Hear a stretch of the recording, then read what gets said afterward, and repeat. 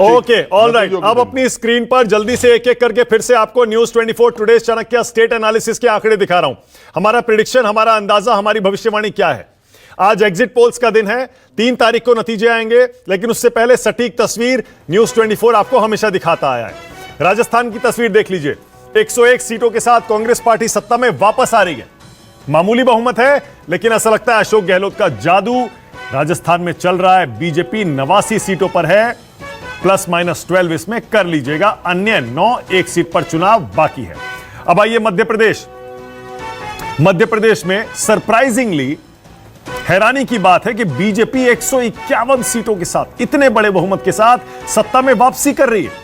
जैसे अशोक गहलोत वापस आ रहे हैं, वैसे शिवराज सिंह चौहान वापस आ रहे हैं। और कांग्रेस पार्टी 74 सीटों के साथ पिछड़ती हुई दिख रही है मध्य प्रदेश में। यह कह रहा है हमारा state analysis news 24 today Chanakya का। अब लाइए छत्तीसगढ़। छत्तीसगढ़ की 90 सीटों में से बीजेपी को मिल रही है सिर्फ 33 और 57 सीटों के साथ कांग्रेस पार्टी सत्ता में वापस आ रही है, यानी भूपेश बघेल भी सत्ता में वापस आ रहे हैं। तो इन 3 स्टेट्स में सिटिंग गवर्नमेंट्स वापस आ रही हैं, सत्तारूढ़ दल चुनाव जीत रहा है, जबकि तेलंगाना में सत्ता परिवर्तन का संकेत दे रहा है न्यूज 24 टुडे चाणक्य का स्टेट एनालिसिस। संजीव, क्या इसको इस तरह से देख सकते हैं कि जो हम थोड़ी देर पहले बात कर रहे थे, रेवड़ियां, कल्याणकारी योजनाएं, ये मुफ्त वो मुफ्त, सबने झड़ी लगा दी और इसीलिए जो सिटिंग गवर्नमेंट्स हैं, सत्तारूढ़ पार्टियां हैं, वो चुनाव जीतते हुए दिख रही हैं 3 स्टेट्स में। देखिए, राजनीति का जो एक नियम होता था पहले, वो बदल गया है। पॉलिटिक्स ट्रांजैक्शनल हो गई है। मतलब जो नेता हमें देगा वो हमसे वोट पाएगा। और ये एक ऐसा सत्य है मानक जो कि आपको हर राज्य में दिखाई पड़ रहा है। यहां पर तेलंगाना के बारे में अलग से हम बात कर लेंगे, लेकिन जैसा कि अभी हम लोगों ने शिवराज सिंह चौहान को सुना, कहते हैं कि 70 से ज्यादा कंस्टिट्यूएंसीज में महिला वोटर्स का जो टर्नआउट था वो पुरुषों के मुकाबले बहुत ज्यादा रहा है। और अगर इस तरह के नतीजे आ रहे हैं तो वो सिर्फ और सिर्फ महिला वोटर्स की वजह से आ रहे हैं, ऐसा मानकर चला जा सकता है। जहां तक मध्य प्रदेश का सवाल है, ट्रांजैक्शनल, क्योंकि लाडली बहना ऐसी योजना है जिसको कि दूसरी जगह कॉपी करने की भी कोशिश की जा रही है, और वो अपने आप में इतना ज्यादा डोल्स देती है महिलाओं को कि वो उनके साथ हो जा रही हैं। राजस्थान में अपनी स्थिति को संभालने के लिए आखिर में देखिए अशोक गहलोत ने क्या किया। उन्होंने मोबाइल मुफ्त बांटना शुरू कर दिया, उसमें 2 साल का पैसा भी भरा हुआ है, और इस तरह से एक ऐसा क्षमा बन गया जिसमें कि लोगों ने ये भूलना बेहतर समझा कि महंगाई है क्या, रोजगार है क्या, क्या कन्हैया लाल मारा गया क्या, वो सारी चीजें डायरेक्टली अगर अपने पास आ रहा है तो फिर हमें मिल रहा है। बाकी चीजें हम बाद में देख लेंगे। और भूपेश बघेल भी उसी में आगे। अब रहा सवाल कि आप तेलंगाना की बात जो कर रहे थे, देखिए तेलंगाना में एक बहुत बड़ी गलती हुई केसीआर से। धारा 370 ये एक ऐसा मौका था, उन्होंने बीजेपी के साथ वोट किया। क्यों किया, ये अलग वजह हो सकती है, बाद में वो बताएंगे।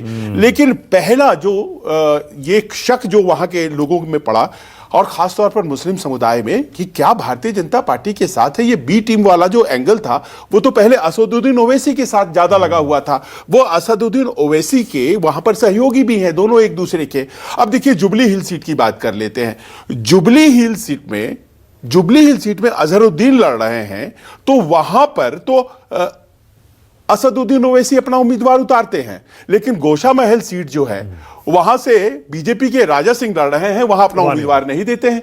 तो इस तरह की कई बातें सामने आ गई। और उसके बाद मैं अभी 1 महीने पहले वहां था, और वहां पर यही बताया गया कि पैसा तो बहुत ज्यादा है टीआरएस के पास, लेकिन लोगों के अंदर वो भावना। और दूसरी बात यह है कि देखिए जो सीटें मुस्लिम बहुल कही जाती हैं, वो करीब वहां पर कहलाती हैं 40 के आसपास सीटें, विच इज लाइक 1/3। तो अगर आप इतने सीटों पर अगर मुस्लिम वोट्स कांग्रेस की तरफ जा रही हैं, तो ये नतीजे वही आएंगे जो आए हैं। ओके, जल्दी से राजीव राय जवाब देना चाह रहे थे संजीव सिंह का। राजीव राय, आपको मौका दे रहा हूं। मानक जी, मैं पूरी बात नहीं सुन पाया, ऑडियो डिस्कनेक्ट हुआ था। लास्ट में जो अपने मित्र संजीव सिंह जी की बात सुन रहा था, मैंने अपने स्टेटमेंट के अंत में अनुरोध किया था, और मैं सबसे बड़ा पैरोकार था कांग्रेस के साथ गठबंधन में। मैं पटना में भी था और बेंगलोर में भी था, और फिर यही घिसी पीटी बातें। अब मैं इनको आईना जरूर दिखाऊंगा। हम मध्य प्रदेश में अपना त्याग दें, क्योंकि हमारे पास एक विधायक था। उत्तर प्रदेश में आपकी हैसियत क्या है, जो बार बार अजय राय जी हमारी हैसियत दिखा रहे थे। मैंने तब भी कहा था चैनलों पर, आप कहिए कि हम उत्तर प्रदेश में वही देंगे जो हमको मध्य प्रदेश में आप हमें दे रहे हैं। आप उत्तर प्रदेश में नहीं खड़े होंगे। और घोसी का करें संजीव सिंह जी, घोसी का प्रभारी मैं था, घोसी मेरा लोकसभा है।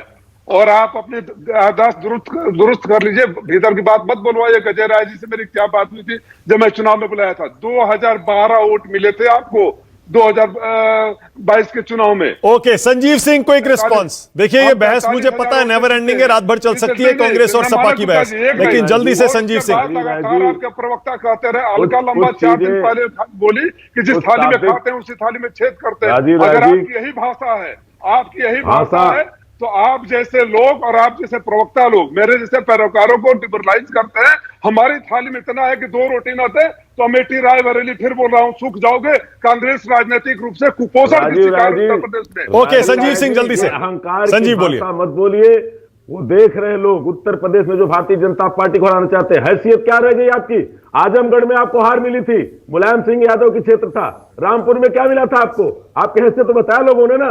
तो ये मत बताइए, इसलिए कि आज जो देश चाहता है उस पर बात करिए। मैंने पूर्व में कहा कि हम प्रवक्ता हैं, भाषाई मर्यादा को रखें।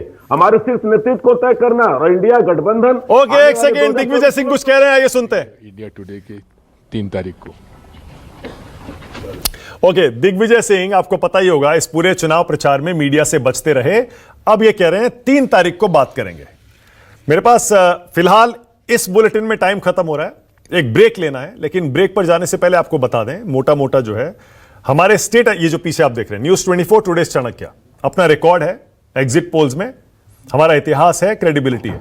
आज हम कह रहे हैं 3 तारीख को जो नतीजे आएंगे उसमें मध्य प्रदेश में बीजेपी की सरकार बड़े बहुमत के साथ, राजस्थान में कांग्रेस की सरकार मामूली बहुमत के साथ, तेलंगाना में कांग्रेस की सरकार बड़े बहुमत के साथ, और छत्तीसगढ़ में बड़े बहुमत से कांग्रेस की सरकार।